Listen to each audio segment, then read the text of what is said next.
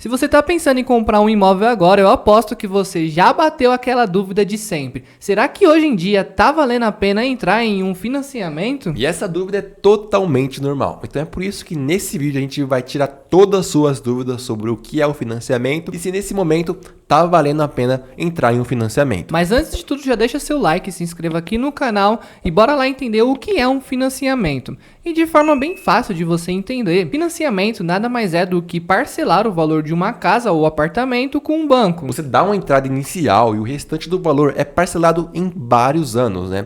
Normalmente entre 10, 20 ou até 30 anos. E claro que não é de graça, né? O banco empresta essa grana e você devolve pagando todo mês com os juros embutidos nas parcelas.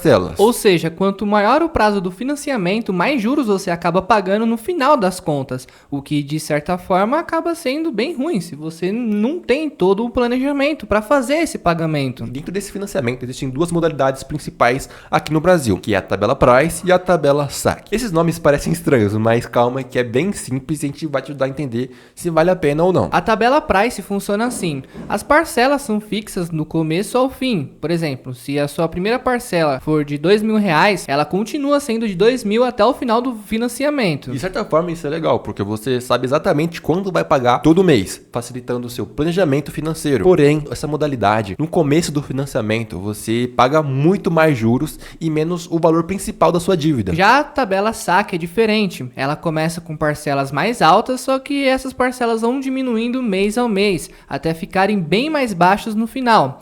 Vamos supor que você comece pagando uma parcela de R$2.500. Com o tempo, essa parcela vai caindo mês após mês, podendo chegar lá no final em algo em torno de R$500 ou R$600. A vantagem aqui é que você vai pagar menos juros ao longo do tempo. Porém, no início, essas parcelas são maiores, exigindo uma renda maior para conseguir aprovação no financiamento. E um ponto importante de falar aqui é que nesses dois modos você consegue amortizar as parcelas, que é adiantar o pagamento. Mas claro que as duas são amortizadas de formas diferentes.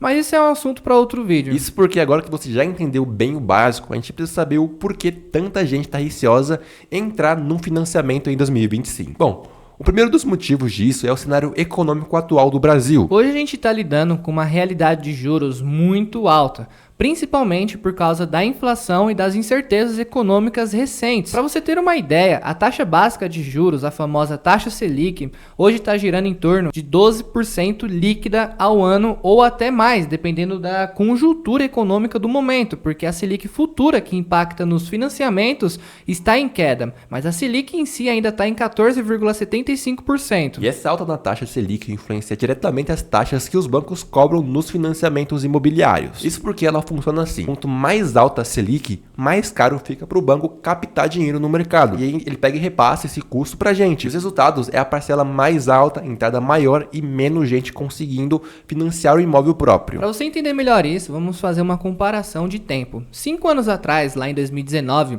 digamos que você estava pensando em comprar um imóvel de R$500.000. Naquele tempo, a Caixa Econômica Federal, que é o banco mais usado para financiamento no Brasil, exigia 20% de entrada. Isso significava juntar R$100.000 e financiar os outros R$400.000. Naquela época, a taxa média de juros era bem tranquila, né? Cerca de 6,5% ao ano. Fazendo as contas rápidas, financiando esses R$400.000 em 30 anos com essa taxa, você teria uma parcela mensal próxima dos R$3.200. Segundo as regras que os bancos seguem, sua parcela não pode ultrapassar 30% da sua renda mensal. Então, para conseguir esse financiamento em 2019, você precisaria comprovar uma renda familiar perto de R$10.800 por mês, o que já é muita coisa, né, para a maioria das pessoas. Mas existe um macete para diminuir isso que a gente já vai te explicar. Mas agora voltando para o presente, em 2025, as coisas mudaram e muito. Primeiro, o preço médio dos imóveis subiu bastante. Segundo uma pesquisa, o valor médio aumentou em cerca de 50%. Isso quer dizer que aquele mesmo imóvel de R$500.000 hoje está valendo cerca de R$750.000, o que já complica bastante as coisas, né? E não para por aí. Em 2024, a Caixa Econômica também mudou a regra dos financiamentos. E por que isso aconteceu? Bom, basicamente porque os bancos ficaram mais cautelosos diante do cenário econômico mais difícil. E para reduzir o risco, eles passaram a exigir uma entrada maior. Antes era de 20%, agora a entrada mínima subiu para 30% no modelo saque e 50% no modelo price. Isso quer dizer que aqui, em vez de você juntar aqueles 100 mil reais, você precisaria juntar agora 225 mil reais só para dar de entrada. Literalmente o dobro do valor exigido 5 anos atrás. Além disso, as taxas de juros atuais em 2025 estão bem mais altas. Aqueles 6,5% ao ano já ficaram no passado. Hoje, em média, os juros começam em 11,5% e podem facilmente ultrapassar os 12,5%. Para ser bem realista aqui, vamos trabalhar aqui com uma taxa anual média de 12% ao ano. Fazendo novamente as contas atualizadas, financiando 525 mil reais que sobraram depois da entrada, em 30 anos com juros de 12% ao ano, suas parcelas mensais vão ficar entre R$ 6.300 e R$ 6.500, mais ou menos. E para só na diferença absurda comparada com 2019.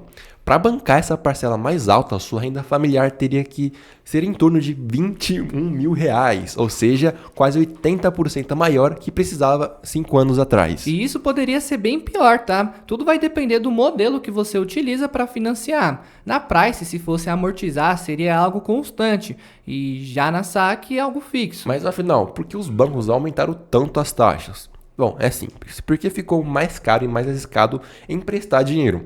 Com os juros básicos subiram, os bancos pagam mais caro pelo dinheiro que eles emprestam. E para compensar isso, eles acabam cobrando mais da gente também.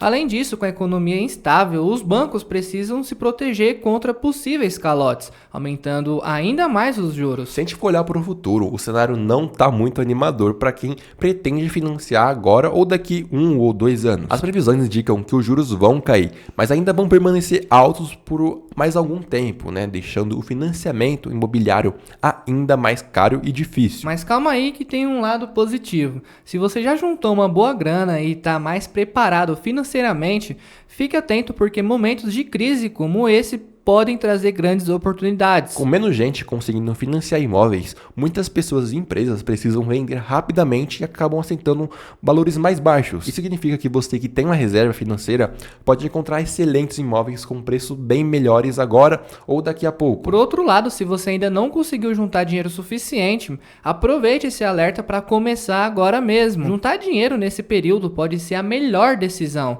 porque quando o cenário melhorar um pouco, você vai estar mais preparado para você finalmente comprar seu imóvel em condições muito melhores. Se você decidir que quer financiar agora mesmo, não esqueça de pesquisar muito bem as taxas de juros praticadas pelos bancos, juntar o máximo possível para a entrada, escolher prazos menores sempre que puder e tentar amortizar o financiamento ao longo do tempo. Esses pequenos cuidados podem economizar dezenas de milhares de reais no final da conta. E outra coisa muito importante que a gente decidiu não abordar nesse vídeo, mas faz você pagar menos entrada e consequentemente ter um financiamento melhor, esse modo é o subsídio, que é basicamente o desconto que o governo oferece para ajudar as famílias de baixa e média renda a comprarem seu primeiro imóvel. Esse valor é usado para diminuir o valor financiado, ou seja, você paga menos juros e parcelas menores, né? Mas claro que esse é um outro assunto que a gente pode abordar em outro vídeo, então já comenta aqui embaixo se você quer um vídeo desse. Agora, a conclusão final sem usar a ajuda do governo. Tá valendo a pena financiar em 2025? Bom, com todas as informações que a gente trouxe aqui no vídeo, ficou bem claro o quanto o cenário tá ruim para entrar em um financiamento agora. Se você não comprou imóveis nos últimos 5 anos, infelizmente ficou muito mais difícil comprar agora. E a gente se inclui nisso, tá? Não achamos que vale a pena você financiar nesse momento, porque todas as condições pioraram significativamente. Então, se você quer comprar uma casa agora, a gente recomenda você pesquisar, né? Olhar as taxas do banco e também, se não tiver uma renda, usar o governo ao seu favor, né? Então, como a gente já falou, é só pedir o vídeo aqui embaixo. Se você gosta de vídeo como esse, de comparação, você vai adorar esse aqui.